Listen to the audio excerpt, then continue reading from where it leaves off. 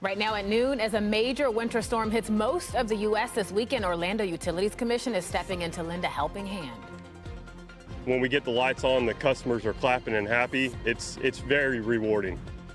How they're assisting as snow blankets dozens of states. Plus, I'm excited about all the new changes that we haven't seen yet. I'm excited about what's to come. a major vote on the future of an Orange County school, the changes parents at Orange Center Elementary just pushed for. You're watching News 6 at noon. Streaming on clickorlando.com and broadcasting live. You're watching News 6 at noon. And thank you so much for joining us this noon. I'm Lauren Melendez. Boy, we have a lot to talk about, starting with that massive storm. It is expected to hit parts of the U.S. in just the next few days. We've got video from Chicago. Already you can see snow, parts of Lake Michigan frozen over. Temperatures may not even creep above 30 degrees. So areas like New Jersey, even dealing with the salt shortage, that makes it even more dangerous to clear those roads. Of course, we want to check in with Chief Meteorologist Candace Kempa. Is right. I mean, you've been tracking this thing for quite a while. We're not going to have those impacts. We're going to see some warm-ups, but my goodness, just break it all down. Yeah, we're going to see the opposite. So the heat is all going to build up ahead of that storm, but we're talking extreme cold, and I'll show you how extreme in just a second. We got the winter storm warnings that are in effect all the way from Texas all the way up to the northeast, while here in Central Florida, we won't be reaching records today, but certainly will be breaking records pretty easily by Sunday. Now, temperatures out the door right now, we're at 77 degrees in Orlando. We're already at 79 degrees in Titusville, but let me just show you the comparison. So right now, this is the feels like temperature. Here in Orlando, notice there's a kayaker, shorts and a t-shirt kind of day, 76 degrees. Right now in Minneapolis, the feels like temperature is at negative 30 degrees. That means at this point in time, between folks in Minneapolis and here in Central Florida, we are feeling a difference of 100 plus degrees. Now again, this large winter storm is going to continue to really come together over the next few hours across more of the western zones, Oklahoma and Texas, and all of that's going to continue to spill out as that extreme cold heads in from the south, from the north. We got the moisture coming in from the south, and that collision is what we're expecting to see. We'll have more details, though, on some cooler air that we are anticipating to kind of grab onto with this forecast coming up in just a little bit. And I just got to echo that. I hope you were paying attention. Candace just said we are feeling they will be feeling a 100-degree temperature difference from what we have here. So that is going to be bone-chilling and life-threatening. All right, as this major storm makes its way through most of the northern part of the country, the Orlando Utilities Commission, they're going to send some crews as well. Lend a helping hand. News 6's Stephanie Rodriguez, she was there as those crews were sent off. OUC crews packed up their equipment, hopped in their trucks, and made their way to South Carolina to be boots on the ground for winter storm recovery. When we get the lights on, the customers are clapping and happy. It's very rewarding. Orlando Utilities Commission linemen are ready to help restore power to people set to experience the heavy winter storm in South Carolina. On Friday, 17 crews left Orlando to make the 500-mile journey. They will support Santee Cooper, the state's largest power provider, as they prepare for widespread outages, downed trees, and power lines. So like some customers, it's just your house, right, with a family that they're in the dark. They want their lights on, but you also have your hospitals. You have your grocery stores. You have a lot of places that need that power to help serve the community. So it is a high importance that we actually get out there from around the country, the surrounding area, to help restore this power. There's no timeline for when they might return. OUC crews plan to be out there as long as they have to help with the recovery efforts. Reporting in Orlando, Stephanie Rodriguez, News 6. Such a great report there, Stephanie. Thank you so much. We're going to go to Brevard County now. Florida Fish and Wildlife Commission, they say a man is dead. This is after his kayak capsized while on a tour of Turkey Creek. So FWC is explaining that 2 people were actually in that boat when it flipped over yesterday. And one of those boaters, it's a 44-year-old, he was able to get back to the kayak. But they say the other boater, a 62-year-old, did go under and was found dead. In Orange County, parents voted last night to turn Orange Center Elementary into a charter school. Though the votes say yes, it's not your typical charter. As your Orange County community correspondent Jarrell Baker explains, that school board and parents, they still have a big say. 185 yeses to 32 noes, an overwhelming majority wanting to see this school convert into a charter school. Now, several parents and staff are excited to see what holds for the future of their school. Salima Simmons, her kids, and several other families cheering Thursday night as parents voted to convert Orange Center Elementary into a charter school by a landslide majority. I'm excited about all the new changes that we haven't seen yet. I'm excited about what's to come. The approval opens the door for Jamie Burns, first grader, to stay at the school through 8th grade. By the time she hits 5th grade, we'll already be a K through 8 and established, not just the guinea pigs. Like for us, we're lucky. Arbitrators counted the 225 votes publicly Thursday in the school's cafeteria. Nearly 17% of the 318 eligible households voted, well over the 50% required by state law. I think it's going to be a model that's going to shape how collaboration could take place between a place-based organization and with the school district. But this won't be your typical charter school. OCPS and Lift Orlando say that this will be a partnership, allowing the school to remain a public school as both sides work together. The decision comes after a charter school 6 minutes up the road, Legends Academy, permanently closed its doors, displacing more than 200 students due to unsustainable financial challenges. Superintendent Maria Vasquez believes that won't happen to Orange Center. Their enrollment has actually increased over the last several years, and that is not something that we can say about neighboring schools or even many of our schools in our district. And so we're going to learn from what has worked here. I'm your Orange County community correspondent, Jarrell Baker. All right, Terrell, thank you. A long-awaited makeover for a piece of Winter Garden history is moving forward. So the site plan to upgrade the old Winter Garden packing house that was approved last night. This plan includes a community-oriented marketplace. It's going to have arts and crafts and state-of-the-art office space. They're also making sure to save pieces of the building's history, like the actual structure, even some of the exposed brick. Construction has already started on the inside. Now, the owner says the goal is to reopen by the summer. All new here at noon, officials in Lake County say they have now closed on the property needed to reconstruct Britt Road. This great news for a lot of folks. You may remember it collapsed during Hurricane Milton, and it has been a headache ever since. And you can see here that collapsed portion of the road. That closure, it forced people in the area to find other routes, and those were not easy. Now, county officials say the adjoining landowner sold that property, and the construction process can begin. The county also says it is in the final phases of approval from FDOT before bidding for reconstruction begins. Now, that's expected to take 45 to 60 days, with construction starting immediately after. Officials say construction could, however, altogether take up to 6 months. Well, Oviedo's only golf course could get some major changes. The city owned Twin Rivers Golf Club since 2017, and a community meeting is set to get some input on what changes should be made. Your Oviedo community correspondent, Mark Lehman, caught up with the mayor and got her thoughts.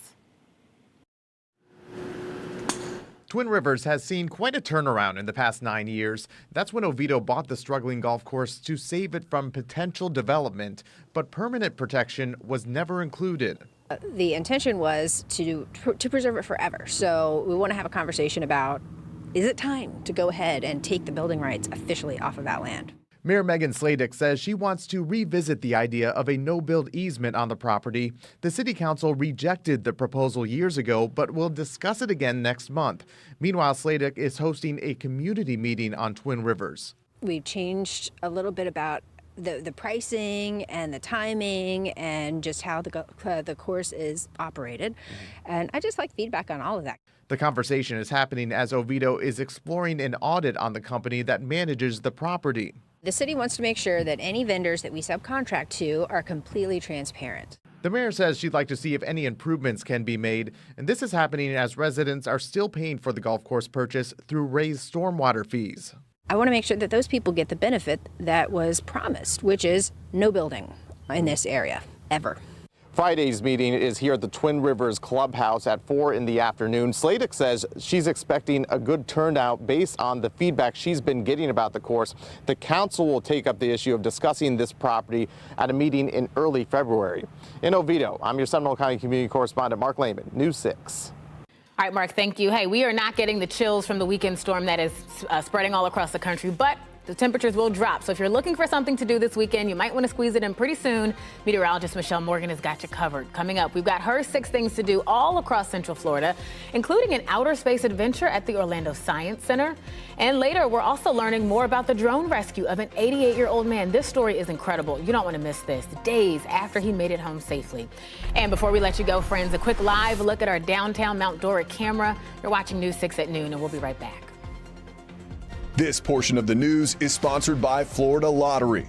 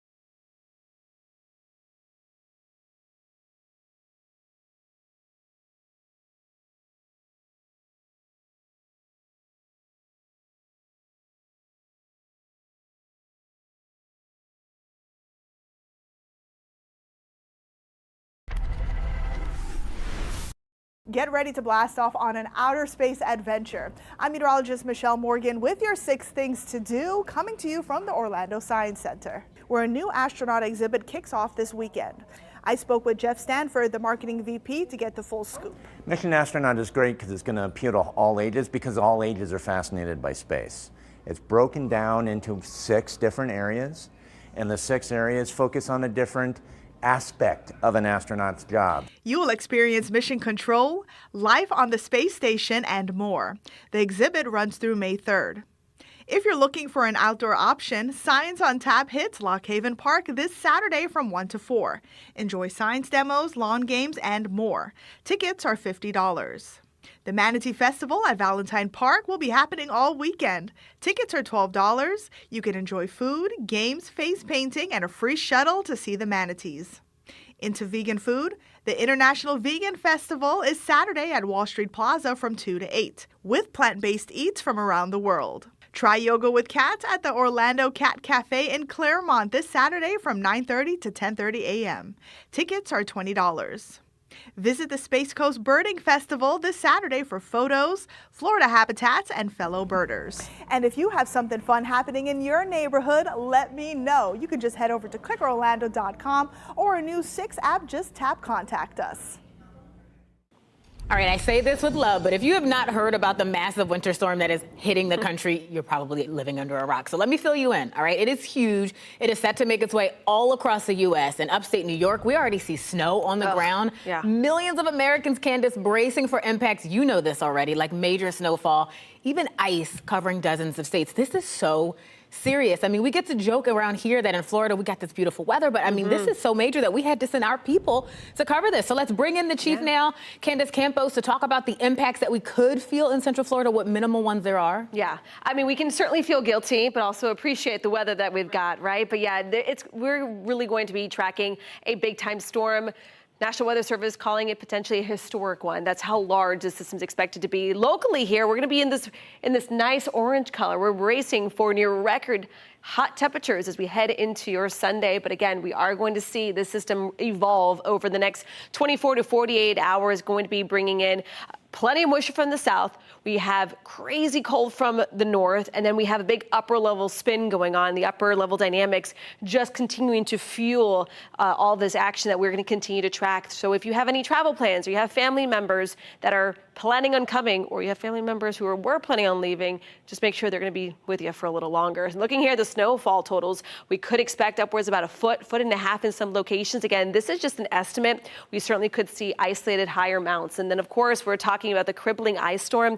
This is going to be the most dangerous part. And as Lauren mentioned, sending OUC crews up there to help, because anytime you get freezing rain, now sleet is just like little ice pellets. Freezing rain is rain that falls and then freezes on impact. That is where you get those clear, thick pieces of ice that coat cars and roadways. I mean, it really just halts everything around this area, as far south as Atlanta and as far west as Texas. So that's something we're going to be tracking. Now, as this front continues to travel from west to east, it's really going to be building up all that heat and humidity, which is why temperatures as we head into Sunday could get to between about 85, 86, nearing records in most locations, feeling very much like spring in Central Florida for the next couple of days. But that one cold front, again, is going to be at least the tail end of it. All the main energy is going to be shifting north, but we'll be tapping into a low-end chance for rain on Monday, cooler temperatures by Tuesday. Speaking of temperatures, right now we're at 76 in DeLand and Sanford, 79 degrees in Titusville. But now let's check on your hour-by-hour forecast for today. Your forecast is sponsored by Strata Services.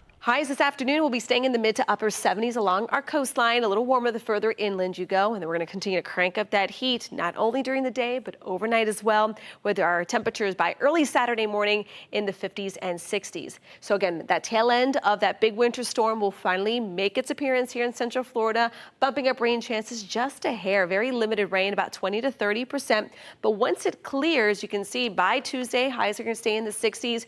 We could continue to stay well below the average. And then there is the possibility, and we'll be talking a whole lot about this next week, but I do want to turn your attention for those planning on anything next weekend. There could be an even stronger cold front for us, cooling us down even further. So as great results here, the full 7-day forecast. If you like the warmer weather, sit back, enjoy it, because the rest of the country will be wishing they had weather like this. And a lot of people in Florida, we know, are transplants, so they can understand it, right? All right, family and police are thankful an 88-year-old is now home safely after a drone rescue. But there is so much more to this story. Coming up, we actually talked to the man who piloted that drone and helped save his life. He tells us how helpful it can be to have these kinds of technology in these situations. Also, coming up on News 6 at 6. January 24th marks 20 years since Jennifer Kessie vanished from her Orlando home. 2 decades later, her parents are hoping technology will make the difference. Between DNA and AI, there's incredible hope right now to just crack the case. A mystery decades in the making. I'm investigator Lewis Bolden. I'll have the story tonight at 6 on News 6. Thank you, Lewis. And here's a live look at downtown Orlando from our Light Orlando Delivering Hope camera. Isn't that beautiful? Nice white clouds, blue skies. We are so grateful for this weather. We're going to talk about it one more time with Candace after we come back. You're watching News 6 at noon.